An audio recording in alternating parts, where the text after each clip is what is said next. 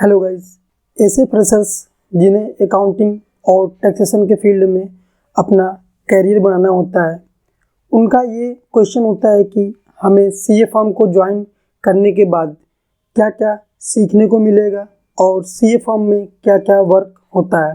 तो दोस्तों, पूरी वीडियो को देखने के बाद किसी भी बंदे को कोई भी प्रकार का कोई डाउट नहीं बचेगा, ये गारंटी से मैं बोल सकता हूँ। तो दोस्तों, इस वीडियो में मैं आपको पूरी डिटेल्स बताने वाला हूँ कि एक सीए फर्म में आपको क्या क्या चीज़ सीखने को मिलेगा और आपको कैसे सीए फर्म को ज्वाइन करना चाहिए। तो दोस्तों, मैं भी पिछले कई सालों तक सीए फर्म में काम को कर चुका हूँ और आज मैं एक टैक्स लॉयर के रूप में प्रैक्टिस करता हूँ। मैं आपको वही सब चीज़ें बताऊँगा जो एक सीए फर्म में आपको सीखने को मिल सकता है। तो दोस्तों, जब कोई भी फ्रेशर्स टैली या कोई भी कंप्यूटर कोर्स को कर लेते हैं और उन्हें अपना करियर अकाउंटिंग और टैक्सेशन के फील्ड में बनाना होता है, तो एक्सपीरियंस के लिए वे किसी सीए फर्म को या किसी टैक्स एडवोकेट के पास जाते हैं। एक सीए का मेन काम जो होता है वो ऑडिटिंग को करना, टैक्सेशन को करना और बिजनेसेस को कंसल्टेशन प्रोवाइड करना होता है। तो जब आप एक सीए फर्म को ज्वाइन कर लेते हैं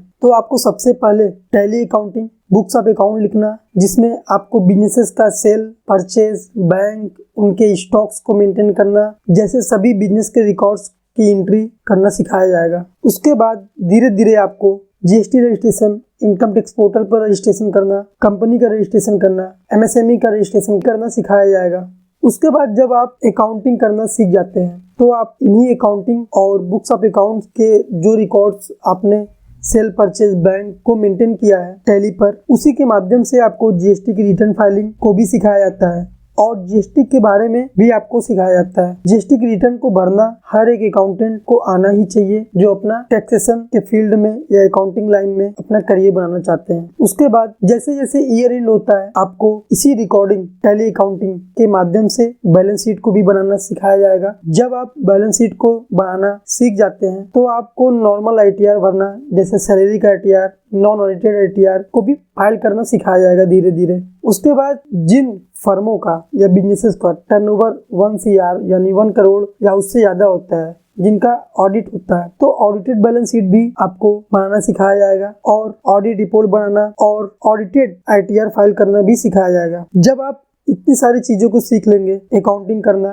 जीएसटी रिटर्न फाइल करना, बैलेंस शीट बनाना, आईटीआर फाइल करना, उसके बाद आपको टीडीएस की रिटर्न फाइल करना, टीसीएस की रिटर्न फाइल करना भी सिखाया जाता है। टीडीएस की रिटर्न फाइल करना मीन्स जिसमें किसी भी व्यक्ति का टैक्स को काट लिया जाता है और काटने के बाद उसके पैन पे कैसे शो कराया जाता है, ये सब चीजें आप सीखेंगे। तो जिन भी व्यक्तियों को अकाउंटिंग करना, जीएसटी की रिटर्न फाइल करना और टीडीएस की रिटर्न फाइल करना, बैलेंस शीट बनाना, आईटीआर भरना, ये सारी चीजें आ जाती हैं, तो वे किसी भी बिजनेस की अकाउंटिंग को और टैक्सेशन के काम को आसानी से कर सकते हैं। किसी भी तरह का कोई प्रॉब्लम नहीं आने वाली है। और मैं आपको ये भी बता दूं कि आपको ऐसे सीए को ज्वाइन करना चाहिए जिनके पास कम से कम 15 से 20 साल का एक्सपीरियंस हो और उनके पास हर तरीके का काम हो, जिससे आप हर तरीके के काम को सीख सकें। तो उम्मीद करता हूँ दोस्तों कि आपको इस वीडियो से प्रॉपर पूरी जानकारी मिली होगी।